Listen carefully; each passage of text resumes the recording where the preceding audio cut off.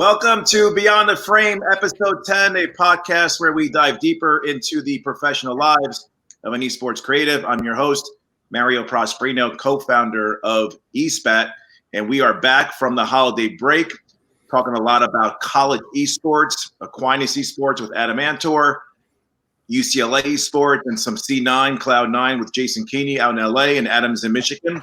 Hey guys, welcome to the show. How are you? Good. Thanks for having me, Mario. Yeah, pleasure. Awesome. Cool. Well, let's kick things off. Always want to kind of start not the beginning, but let's go back 5-6 years. Adam, kind of take me to, what you were doing at age 15, 16, both on the gaming side, and when did the bulb go off that you may want to get into the creative space? Yeah, I mean, I've like everyone's gonna say when we talk about backgrounds in esports, I've always been a gamer. Gaming was kind of part of my life. I grew up on the Game Boy and the N64. In high school, I really found this love for competitive gaming in terms of just among my friends. We used to host Madden tournaments in my basement, spend long nights until 3 a.m. on school nights playing Halo 3 and the first Modern Warfare of Call of Duty. And then I got to college and I was introduced to League of Legends, started watching that. Competed in a league that we hosted on campus with students and fell in love there. Skip a couple of years, I kind of touched Twitch a little bit, but not huge into following the competitive scene. I was working at a high school and saw a student wearing a Na'Vi jersey and started a conversation and thought, why can't we just make a club if we have all these gamers on campus? And we did that. Started a high school team up here in Michigan at West Catholic High School in Grand Rapids and built the first high school esports lab in the state of Michigan, raised $35,000 to do that. And then I was asked to help answer some questions at Aquinas College and then offered a job. And here I am 2 years later, coaching an esports team at a college. So awesome. Jason, what about you? Let's go back 4 or 5 years. Yeah. So for me, it all really started in middle school. That's kind of where I was introduced to gaming and competitive video gaming, especially. Kind of forgot about it for 2 years. Later into high school, I was kind of reacquainted with it.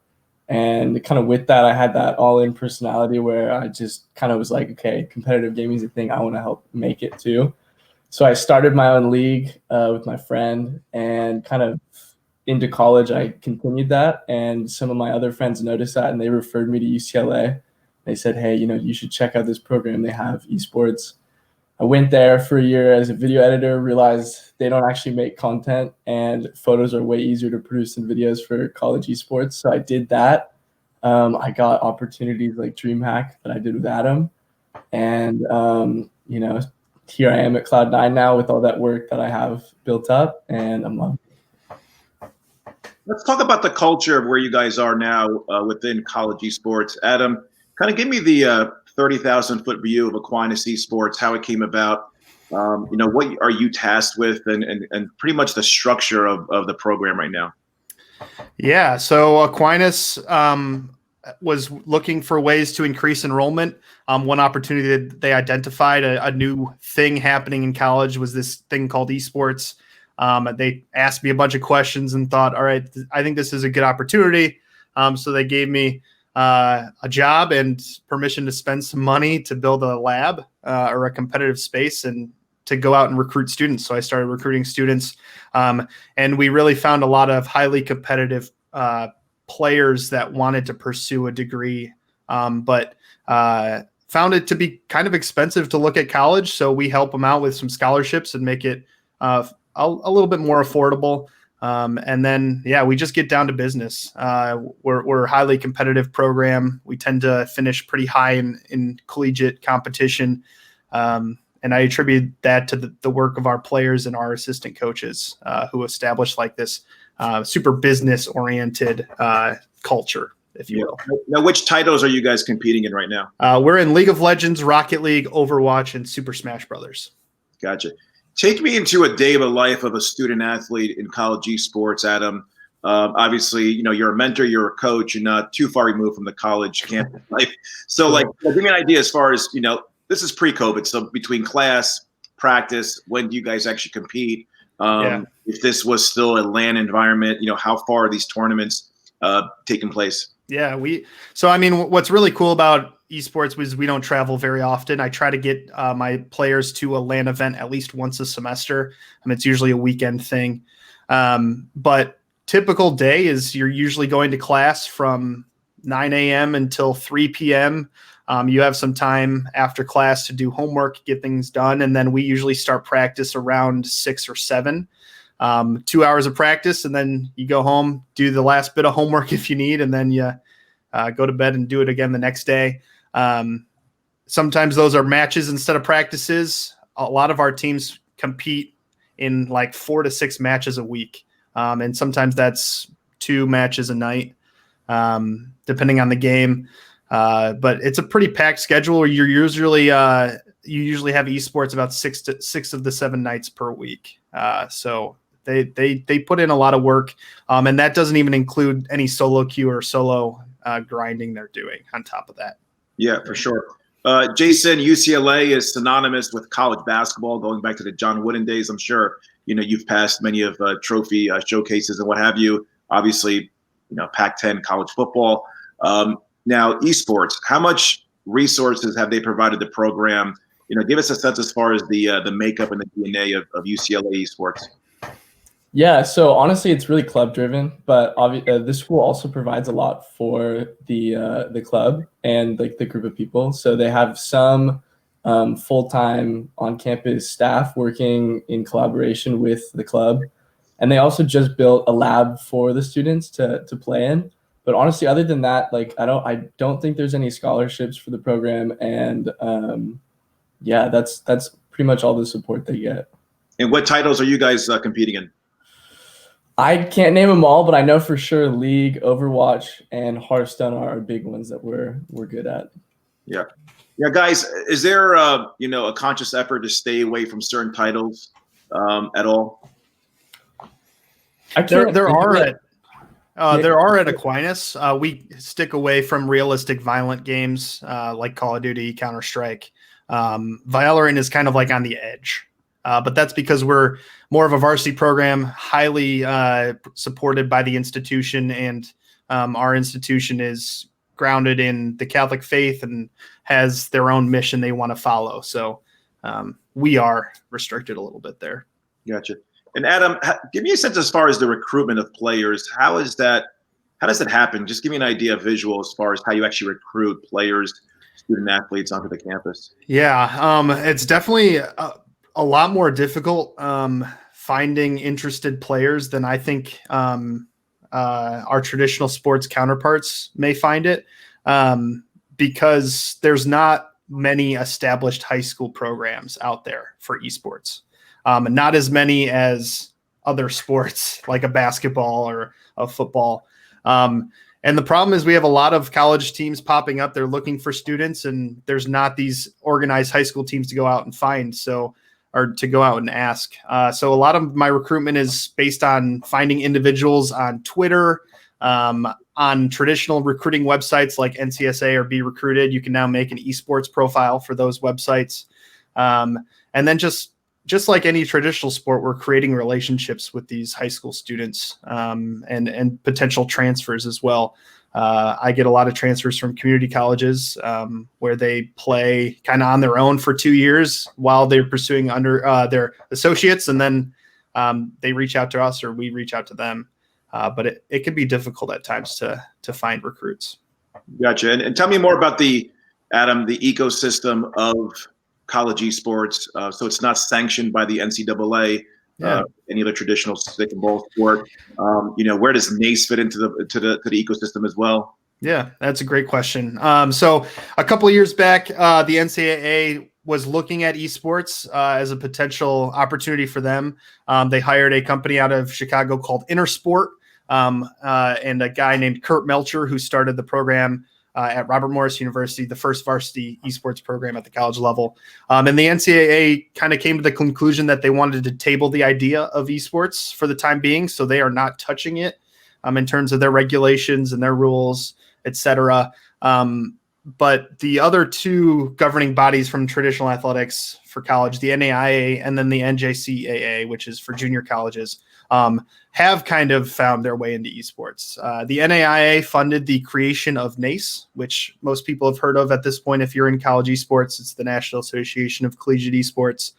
And that's a member-driven organization. And then the NJCAA has sponsored esports competition now. But outside of that, there's just a lot of opportunity out there and a lot of different choices. And what's interesting right now with the governing bodies, if you will, that are currently in the spaces, none of them are required to, you're not required as an institution to be in any of them. So if you don't like NACE, you don't join NACE. If you don't like NJCAA, you don't compete in that. You go find other options. There are opportunities like the ECAC is a traditional sports conference that hosts a lot of esports competition. You have Play Versus, who's hosting collegiate competition now. You have the developers that run their own leagues, such as CLOL, TESPA, etc., CRL. And then you've got a bunch of semi-pro leagues that teams can compete in as well. So it's kind of cliche at this point to call esports the Wild West, but that's kind of the only way I could figure out how to describe the current landscape. And there's no regulation. So like a student can be making money on the side while competing in college esports, which is fascinating. And traditional sports counterparts of mine that does not like register anywhere. Tremendous summary. Thank you. Let's kick into creating content within the collegiate landscape. I'm sure there's a lot of opportunities. Perhaps that's why they brought you on at UCLA to kind of really brainstorm some ideas as far as how to literally extend what's going on within the games and competitions and creating content on different types of platforms. So give me an idea as far as from what you've gathered, what was it like before you got there, and what sort of influence are you having now within UCLA? So I don't know if this is true, but from what I've seen, there wasn't a lot of content for UCLA kind of in that like photography or video standpoint before I got there. And then some of my other colleagues there, like Chris, I don't know how to say his last name, but Chris, he produced a documentary series for the Overwatch team, which was pretty successful and gave like a really clear view of like what it's like to be a college student and player at UCLA. Since I mostly focus on photo, we're able to use it a lot more because, I can take like 1,000 photos and like kind of export like 300 of them. Yep. And they use those all the time now. So even kind of when we're, in COVID and there's no LANs, they're still able to use them and promote the program. Good. And give me an idea as far as the makeup of a player at UCLA. And, from what you've gathered, have you built rapport with some of the players? And, what are they like kind of like when they're not competing? Is the dorm room kind of just nutty, FIFA, Madden, 2K, various, other titles as well? Well, okay, so at UCLA, it's a little different from my experience at LMU. At LMU, it's exactly what you just said. It's just kind of that chaotic, just lots of energy and all that. At UCLA, from what I found, all these esports players are taking like the hardest classes. Like they're studying engineering, they're studying biology, they're studying geography. It's like just these wild, difficult classes. So honestly, when they're not playing, they're studying and working at school. Even when they're playing, sometimes they're studying. So it's a little scary at UCLA how scholastically driven they are. Yeah. Do you know when you walk into a certain dorm room or a townhouse or a beach house, wherever these guys live, these guys and gals, this guy's a gamer, this gal's a gamer? Yeah, a little bit. You just look at someone's computer, you can be like, okay, you clearly know a little bit about gaming. But yeah. Super. Adam, let's talk about inside the ecosystem rankings of universities. What is that all about? We're used to top 25 college football, college basketball for starters, but give me an idea as far as, once a program really starts to do well, what sort of accolades does that program get within, a ranking system, and who are the platforms out there that actually, publish those rankings? Yeah, that's a great question. I think right now there's a few that were doing it. I know ESPN, before they dropped their esports team, they were putting out a CLOL rankings based on teams competing in the Collegiate League of Legends competition put on by Riot. eFuse has started putting out rankings this past fall. They were doing a coaches ranking.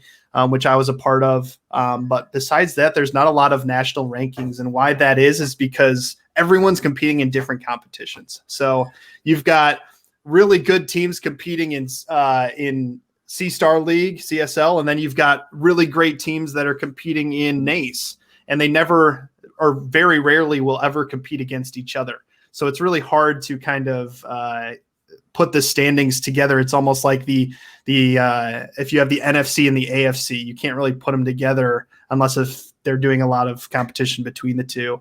But there are other accolades. I mean, winning competitions, winning tournaments, those will get you national attention. And I think content has a lot to do with it. I mean, you can kind of have this fake it till you make it mentality. If you're putting out good content, people will assume you're a good program. Yeah. But yeah, there's not like a global list. We all kind of have, as coaches in our mind, like this tier list of programs as well as competitions. Like you put CLOL above other League of Legends competitions, but there's no like definitive list out there. Yeah, for sure. And let's talk about path to pro, Adam. You're probably one of the guys that can really answer this question. In your mind, do you think there's a ceiling with college esports? Because if you're Booga, right? I mean, you're not going to college to play esports. You're 16 years old and you won $3 million, and you play for the Sentinels. But college esports at its peak, like, what do you think the ceiling is? That's a great question. There's not really a reason why Booga couldn't go to college, compete for a college team, and still pursue pro opportunities. I mean, we have some Rocket League players who are in RLCS and competing on a college team, and they're making money on the pro side and the college side. I know the Northwood team, Northwood University, one of the best Rocket League teams in the country, like some of his players are getting like $25,000 just in 1 year of collegiate competition. And that's not including the pro stuff that they're doing. So there's significant money for both. And I think there's also an opportunity where these pro players like a Booga, if he becomes not top tier by the time he's going to college, he can now look to compete in college to get a massive scholarship and then basically almost get his tuition for free, if not for free.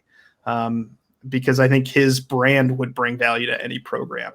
But as for a ceiling, I think right now what we're limited to is right now the semi-pro scene is being developed alongside the college scene, and it's almost like players have to choose which one they want to go to. And a lot of times they're choosing the semi-pro side because of resources, coaching, the ability to focus 100% on their game instead of academics as well. But what we're seeing is also schools that are able to offer both. And we're seeing like a Maryville University who now has 2 former players starting in the LCS on Golden Guardians in Iconic and Niles. And they did really well after the first week of LCS. So there's this opportunity to potentially go to college, pursue esports there, earn a degree, and then go pro. So it's interesting because it's not required like traditional sports are. So players are kind of choosing which one they want. Interesting. Yeah. Let's talk about the professional ranks. Both of you guys, Adam, you as a freelancer, you've been around events and covered different titles. Jason, let's talk about Cloud9. What was kind of the breaking point of you actually getting to Cloud9? Tell me more about the experience thus far. You've been entrenched in the creative studio, Cloud9. What's that facility like? I know things are a little different now during the pandemic, but that's a well-renowned org within our industry. And tell me a little bit more about how you got there. Some of the peers that you work with as well. Yeah, so getting in there, honestly, is all thanks to the UCLA Esports program. After working with them for like 6 months, I'd already gotten a ton of opportunities. One of them being DreamHack. I got to shoot with Adam, which was an amazing opportunity. And kind of with those experiences that UCLA helped me get, and then just the pure experience at UCLA, getting all those photos, I kind of brought that all to Cloud9 when I got referred to them by UCLA. And they were like, yeah, just you're qualified for this. Come on and be an intern. I did like a 4-month internship. They offered me a job afterward. I said, I'm a student, but I will take part-time. And they said, absolutely. So I'm still here. The creative studio is honestly like pretty cool. So we have, everyone works from home right now, obviously, but we have a studio where we do broadcasts out of, and we keep all of our equipment and all that stuff. and it's a cool facility. It's right next door to the office that we can't use yet, but it's honestly like being there, you feel like, okay, yeah, I'm part of a big org. For sure. Great segue. Let's talk about the 2021 Puma unveil for the kit that dropped, I think, last week. Got some really cool reviews on. A lot of people are all hyped up on Twitter and what have you. What do you know about the creative brief around that spot? And tell us more about the actual piece. Yeah, so kind of the lead up to the Pro Kit launch, we filmed it up in LA, and we wanted to incorporate kind of like some visual effects with real footage. And because it's so hard to get players, because it's all remote, sure. The team had to be really creative with how they kind of got those jersey shots, and they got those, like, getting perks. We didn't have perks on site when we were filming it, but he made it in the video. And honestly, it's just all thanks to like how smart they are and like just kind of stitching it all together and making it look like he was genuinely there. We worked with one player, and he was in the video, but there was multiple pros that were in the launch. Yep. But overall, it was a super cool experience. The space we rented to film everything was incredible. It was like this loft over top of a break room in LA, and it just was so like kind of dingy old brick building, but it was awesome. Yeah, for sure. And talk about perks. So he's not, in LA, right? So he has not made it to the facility. Is that right? No, so he is in LA, but we don't get a lot of FaceTime with the team just because they're very isolated. Sometimes we get to do stuff with them, but I think they're trying to just keep it as separate as possible just to keep it safe. Jack's super conscientious of COVID and just wants to keep everyone safe. Absolutely. Do you think there's going to be a strong push this year from C9 to kind of make perks the face of the team, or is the idea with your organization it's a team? What do you think about that? Well, I mean, I think they want to push the team, but they also paid $12 million for this guy, so I think they're going to try and milk as much as they can out of him. Honestly, I wasn't part of that decision. I don't know much about it, but I think it's pretty obvious the numbers don't lie. Yeah, well, we're all looking forward to perks and competing in NA. Adam, let's talk about your creative experience as a freelancer when you're not on campus, when you're not coaching. Ourselves, we had a really great experience working with you at DreamHack Anaheim. Really awesome job, Mr. Savage, some great photos. And one of the photos I wanted to call out, you tend to have a really strong kind of editorial background. And by that, this industry does need to tell a story. It just can't be focused on the trophy raise or the tight shots, on screen and what have you. But there's a photograph that you shot for us where, Mr. Savage is being interviewed after winning the Fortnite championship. And what I loved was just the cameras, the media that basically converged on him. Tell me more about that photograph. Did it kind of just happen rather quickly? Did you shoot from the hip, or, is this something you actually look at to do at an event like that? That was a very much kind of last minute. So what had happened was we were kind of down in the dingy basement of DreamHack, where there's just a sea of players. And then all of a sudden we see Mr. Savage kind of erupt. So I'm running across the room, grabbing photos as he's getting ushered up to the stage, which is upstairs, and I'm kind of following them up. And then you kind of like try to get a trophy shot, but my trophy shots are never as good as anyone else. Like, there is just, you have some photographers in esports that just get the money shot every event, and I just don't know how they do it. Mine never turn out that way. So I'm always looking for something different. I'm always looking for the emotion. I think emotions bring so much out through a photograph, and that's what I really find passion in when it comes to photography and looking at photos and taking photos, is finding this emotion. And with a lot of that, it's getting the whole picture, not just the close-up of their face, but seeing what's going on around them. And that photo is one of my favorites, and I love what kind of story it tells. Esports, it's easy to say, oh, we're just gaming and nothing's really happening. If you've never been to an esports event, you have no idea. And that shot is one of those that hopefully will inspire somebody to realize, like, oh, this is kind of a big deal. Yeah, there's a big camera. There's somebody interviewing him from probably a local news station. But yeah, it was kind of like a shooting from the hip moment, but in those moments, you're just trying to snap any photo that you can in different angles, different views. And that one just happened to come out of the camera. So, yeah. And obviously validation is very important with a new property like esports. Yeah. The validation of why a brand should spend, millions of dollars to get into the sport, why somebody like an ESPN should do a deal with Overwatch, why YouTube should do a deal with Blizzard, for example. So the validation, and again, the tight shots are always great. Don't get me wrong, but just seeing that photo and just seeing probably 10 to 12 members of the media wanting to get an invite from Mr. Savage, and great pickup by Nate Shot. I think he signed him like a couple of weeks prior to the event. Yeah, it's an awesome pickup. I don't know how those orgs do it and know exactly who to pick up and when, but that was a really, really good pickup by 100 Thieves. Yeah, for sure. Jason, have you seen the Cloud9 kind of vault, the archive? Let's say 2019 and back. Are there some photographs in there that you're really, really like in awe of? I haven't gone back to see all that stuff. Yeah, no, but I think one of my favorites, there is this photo in the studio, and it's kind of this, like, I think it posted a bunch of places, but it's a photo of like the original team with like golden glue with Jack, and then kind of with the management too. And it's literally on the ground in the studio. Like, someone hasn't even hung it up yet. It's just like sitting there, and it has been since I think they bought the studio. But I don't know. I just love that photo because it's like, it just shows the whole team and like all the players that everyone's come to love. And then it also shows a staff that, not many people know about. And I think that's one of my favorite photos. Now, I'm going to put you on the spot with the boss man here. Hopefully, maybe I'll actually hope he does watch this. But do you see Jack ever being somebody that will be front and center in front of the camera? We just saw a great spot with Carlos and the Adidas unveil with G2. Obviously, Hector is Hector. Nate Shot is front and center. Is Jack just one of those leaders and executives, founders who just takes care of business, or is he camera shy? What do you think? No, he's not camera shy. I think he lets other people have the spotlight, but I think he's also pretty good at taking the spotlight when it's necessary.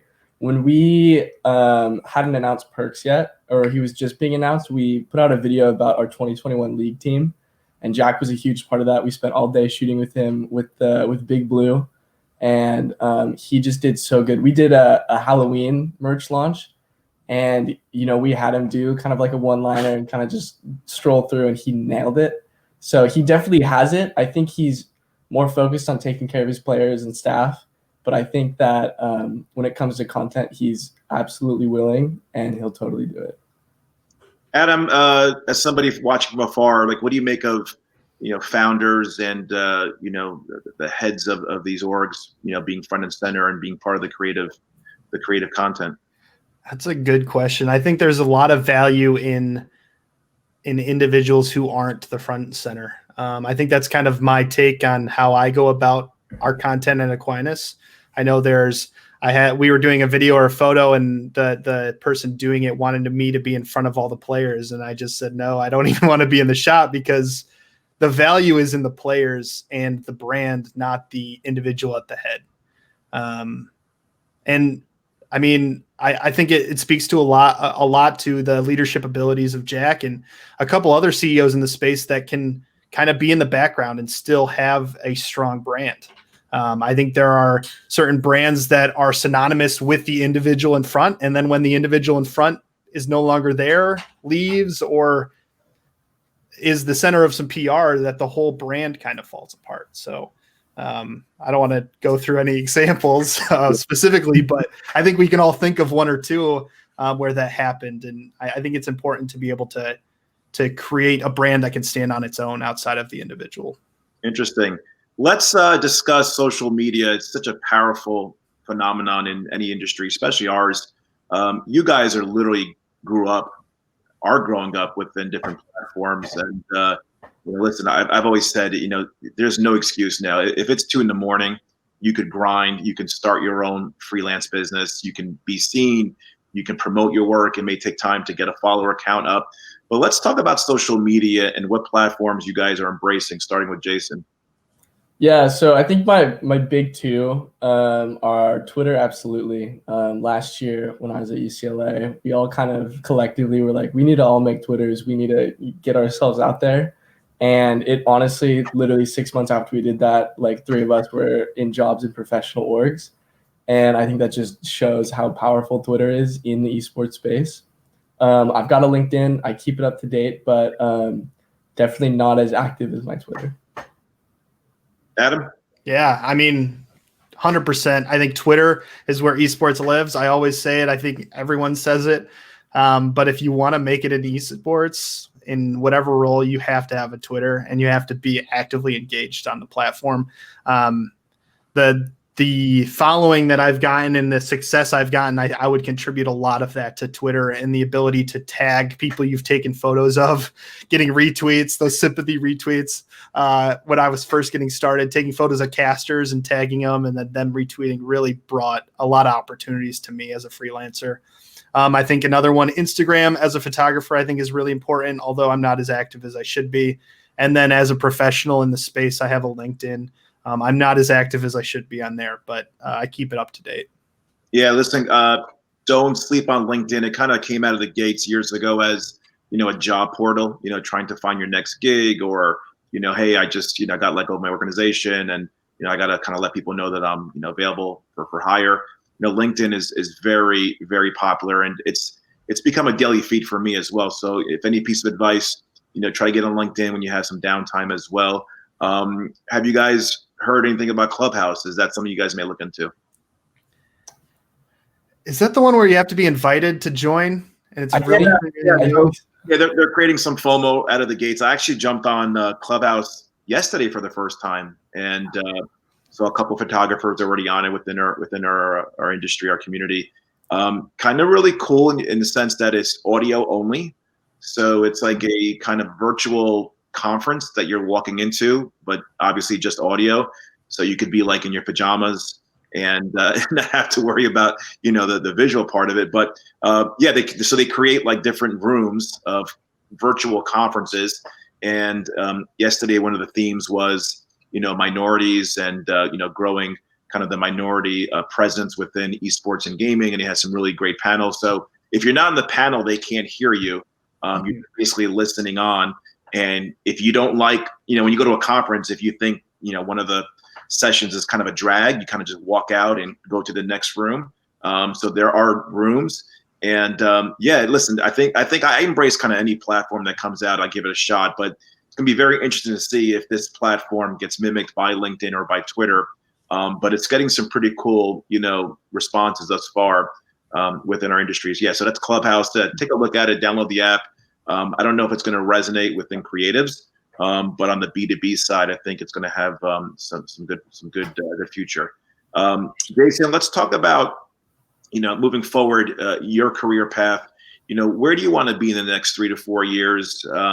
Do you see yourself still embedded, in the college scene, having being exposed now to C9? Is that pretty much where you're looking to go?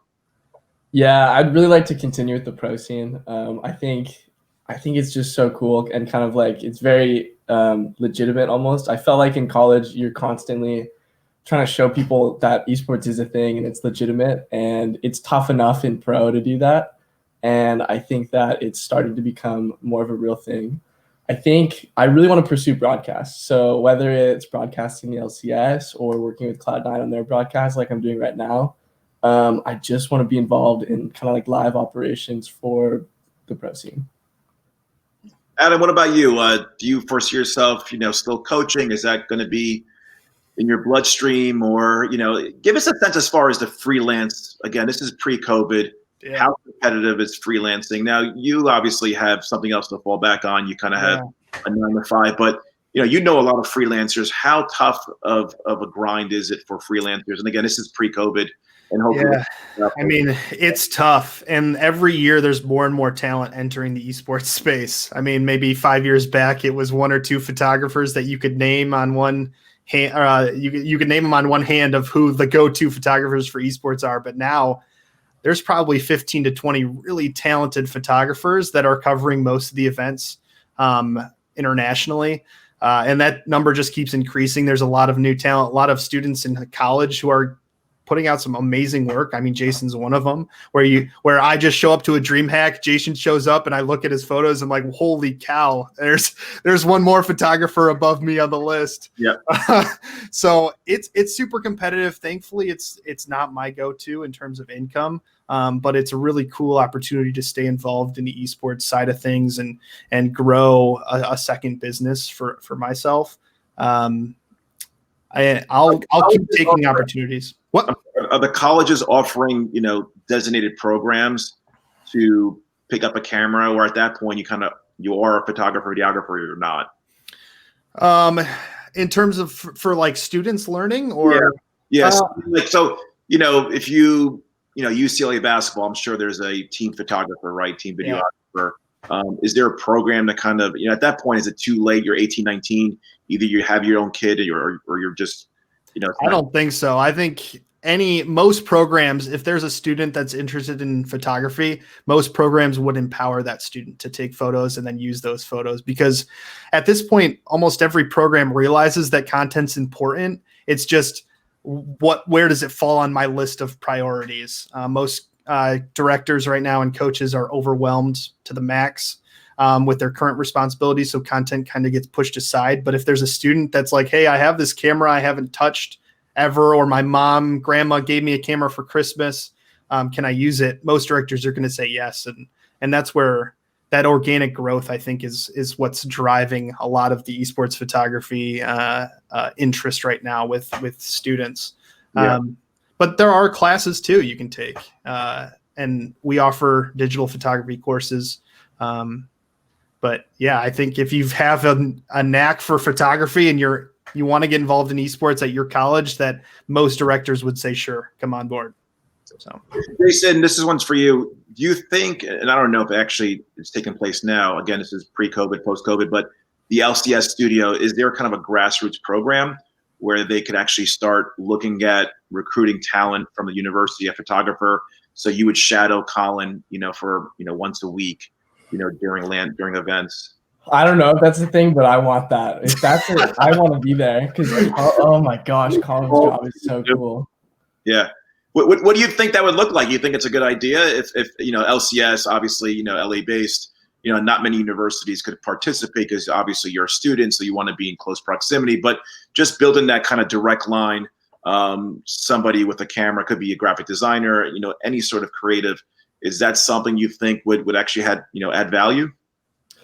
I think so. I think they kind of do that with their internship program, and I think that's the goal, is to kind of like shadow these people, but then they also don't want to waste that time, kind of training you almost. So I think that's why they do an internship program and then just hire you right afterward, is because they want to foster this talent, but then also use it. So I think that does exist, but it's a little bit more on like the exit of college. So I've tried getting into the internship program. Very difficult, very hard. Yeah.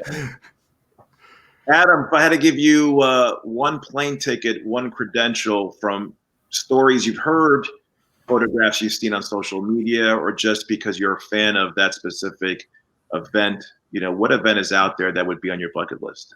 I think if I said anything other than a League of Legends World Championship, I'd be lying to myself. I think that's one of the diamonds in the crown that every photographer probably wants to hit at least once. The hype, the story behind it, the craziness of what a LoL Worlds is, I think is one event that I would love to have an opportunity to shoot. I think on the other end, I'm going to cheat and say a second one, because the second one's still a dream as an event, is a packed stadium for a collegiate championship. In the future, I definitely see that as happening. And the ability to photograph that in the future would be a dream come true, I think, and something that I would take a lot of pride in. Now, what would that look like? I mean, just if I had to give you kind of a magic wand, Adam, it's, again, without, I've always said the Super Bowl, started in 1967, but didn't really become a thing until, Michael Jackson did a halftime show. I think it was the early 90s, like 25 years later. But just having really kind of, keeping expectations at bay, what would a really fantastic college event look like? Do you have a partnership with a linear kind of TV deal? Obviously, are you on YouTube? Are you on Twitch? Like, what would it look like?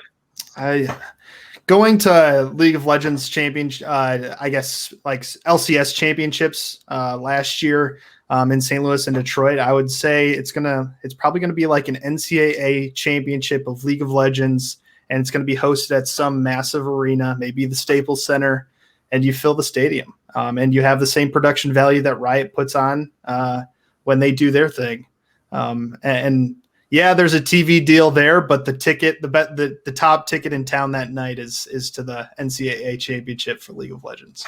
And make sure you have a college student rate, right, Jason? Yeah, yeah, exactly. Oh, God. $100 a ticket would cut it, you know. Yeah. Student section, it's gonna be hype. I can see it. Mm-hmm. I can see it. Yeah, I mean, listen, I miss college sports, and I'm a big college basketball fan, and just the band. Oh, the alumni walk in. It's just a different environment. You see players just playing. A lot of these guys and gals will not play in the professional ranks, and they're just diving on the floor, and they're just really playing for the uniform. So yeah, I would love to kind of see it play out. What do you guys make of the high school scene as well? Like before you even get to college, Jason, what do you know much about? You mentioned Play BS, Adam, but what do you make of the high school scene? Honestly, like, I think it's gonna become a bigger thing. I think Adam can speak more on it because he's doing all this recruiting. But I think that it could definitely be a huge feeder into college. All right. Yeah, it's a lot of like what the college scene looks like right now. It's patchwork competition. You kind of pick what you want to do. We have some states who are totally grassroots. We have other states who Play Versus has come in and partnered with the traditional state organization. We have organizations like NASEF doing nonprofit stuff. And it's just kind of all over the place. But at some point, you'll probably have this one governing body. And what's really cool, I think the opportunity is that you don't have to stop at a state championship. That with esports and the ability to not have to travel, there's this opportunity to have like a national championship for high school and to have like a playoff tournament with one school from each state representing and going through this gauntlet. The opportunity's there, and it's a really great opportunity for students who want to represent their school but aren't traditionally athletes in the common sense. So. Adam, so if you're a phenomenal, when you're like a blue chip high school football player, you're looking at Clemson, Alabama, LSU. Give me the top 5 college programs right now, all things equal, based on geography, based on their pedigree, their history. Like, where are these kids going to right now? All things equal, are they getting scholarship to go to these schools? Like, kind of give me the top 5 schools that are the Alabamas of football right now for esports. Yeah, so right now you've got Maryville University and Harrisburg University are like your 2 top dogs. They're giving full ride scholarships to players who are debating academy teams in the LCS, and they're deciding in this Maryville or Harrisburg. Right below there, you have some really talented programs like UCLA is one of them. Boise State University is another one. Grandview University, Illinois Wesleyan. These are schools that if you're in the college scene, you've heard of their programs. And if you see them on the schedule, you're already shaking in your boots because they're just super competitive. And they're not necessarily big schools. UCLA and Boise are kind of like the 2 big schools who are really competitive. But besides that, they're small private schools. And those are the programs I'd put as like your top programs right now. Full Sail University with their setup and their arena is one where if you're an athlete and you visit that campus, you're probably signing your commitment letter right there on center stage because the arena is just so amazing. But what's really cool is that the ticket to entry to be a competitive program isn't being a massive state school like in Alabama. I mean, you're looking at Maryville University, Harrisburg University, Illinois Wesleyan. These are schools you've never heard of before esports, unless if you live down the street and pass it. So really cool. But yeah, those are my top programs if I were put in the spotlight to answer. But if you love surfing and you love great weather, you're not going to Aquinas. You're going to UCLA, right, Jim? Very true. That's right. Yep. Best place in the country. Play a role here, Listen, it's a little warmer. It is a little warmer there. That's for sure. Yeah. Get me a ticket to LA, and I'm a Bruin. I'm by the beach. Yeah. all things equal. Jason, what do you think about that? What do you think about the recruitment of players and how much visibility have you had as far as are players coming just from California? Will a player ever travel overseas to be admitted to UCLA, for example? Yeah, I think that happens all the time. I know there's a lot of students who are there that aren't from the United States, and that's a problem for them to find work in the professional scene. And kind of, especially right now, I think a lot of people are having to go back home, which is really hard on the program. But yeah, honestly, like the students there are amazing. Like they're really driven kids. All right, now we've come to my favorite part of the show, 3 dinner guests. I have to cut it down to 2 because everybody's getting stumped to get to 3. I mean, I don't know if you guys. I like 2. Yeah, He's good. COVID, like everybody's kind of like minimize their tribe a little bit, and people are kind of getting stumped. But I always said, listen, pick your favorite actor, pick your favorite rock star. If grandma and grandpa are not around anymore, you'd love to have one more meal with them. So I am gonna put Jason on the spot and start with him and see what And please, when you give a name, please give us the description. Everybody knows who these people are.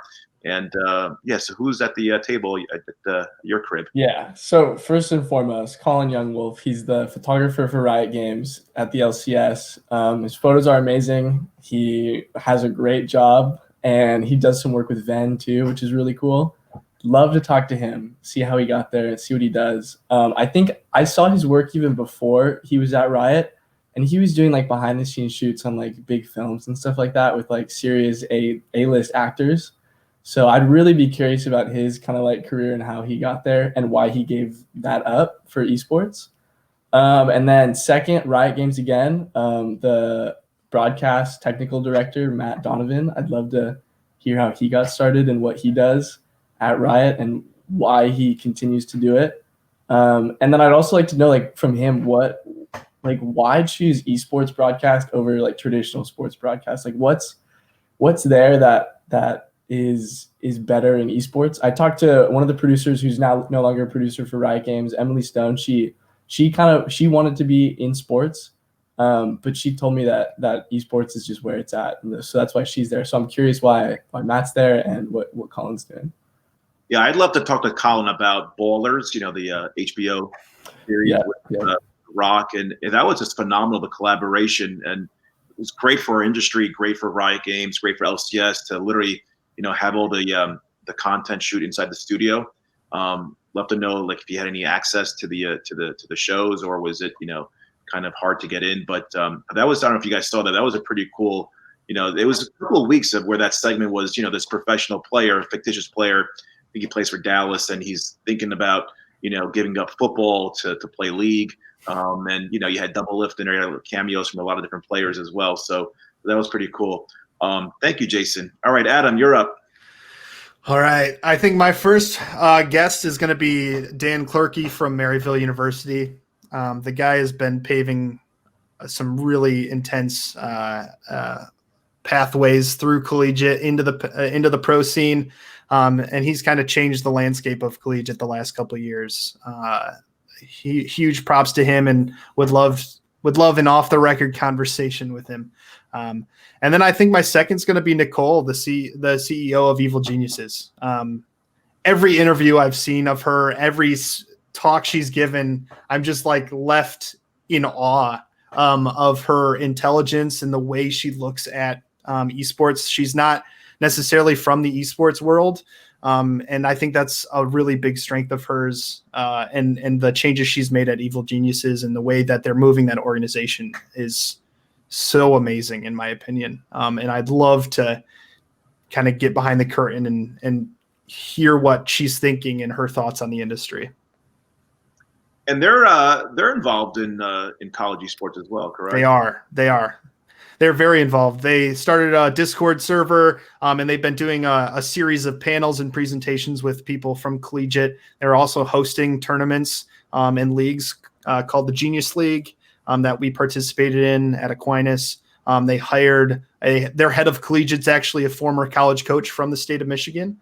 And they've been doing a phenomenal job at reaching out into the collegiate scene and developing that space. And recently, even Cloud9 has kind of come on board and started their own collegiate side of things, and really excited to see that happen as well.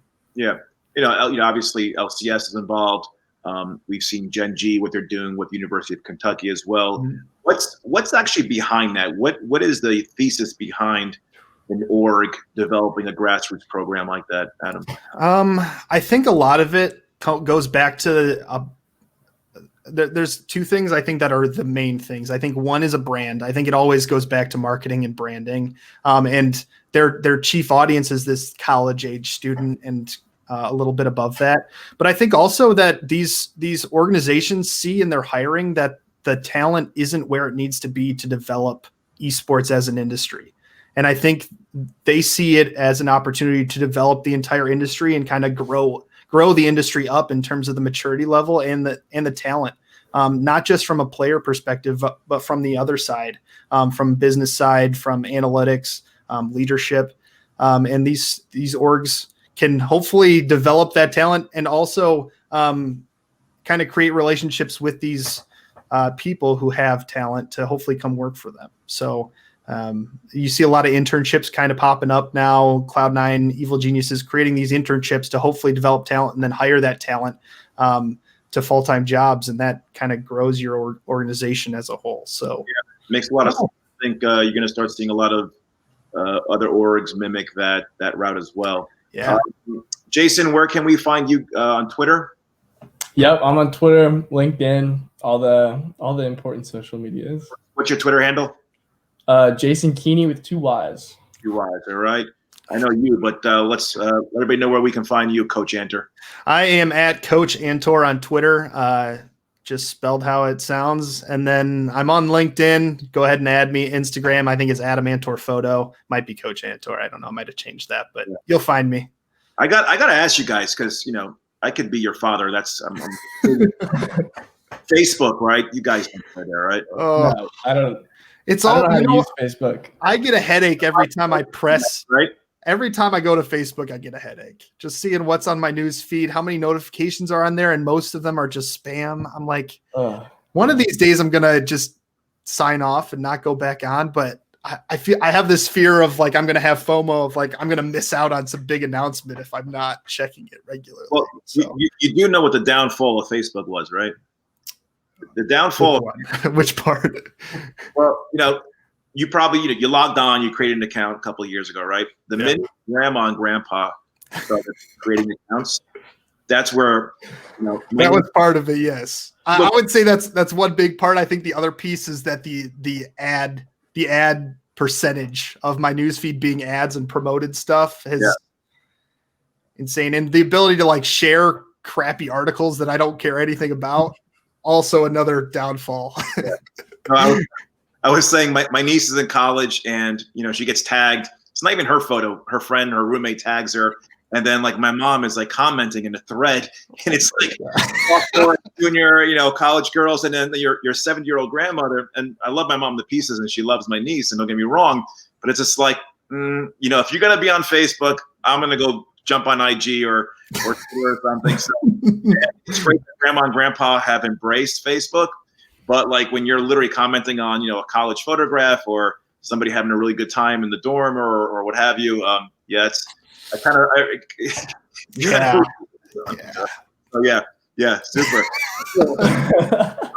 All right. So Facebook, you're not going to find Adam or Jason on Facebook. Twitter and IG and LinkedIn is where it's at, and maybe Clubhouse down the road as well.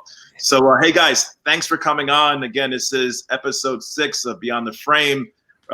Really some awesome perspectives on Aquinas, UCLA, college esports, the freelance creative life. I wish you guys much health, success, and prosperity in 2021. I kind of think that, let's give this another couple quarters. I don't want to really start, counting the money too soon as far as land events is concerned, but maybe kind of starts in the Far East and kind of makes its way over here. But really looking forward to seeing you guys back on the ground and creating content. So thanks again, and we'll talk to you soon. Thanks for having us. All right.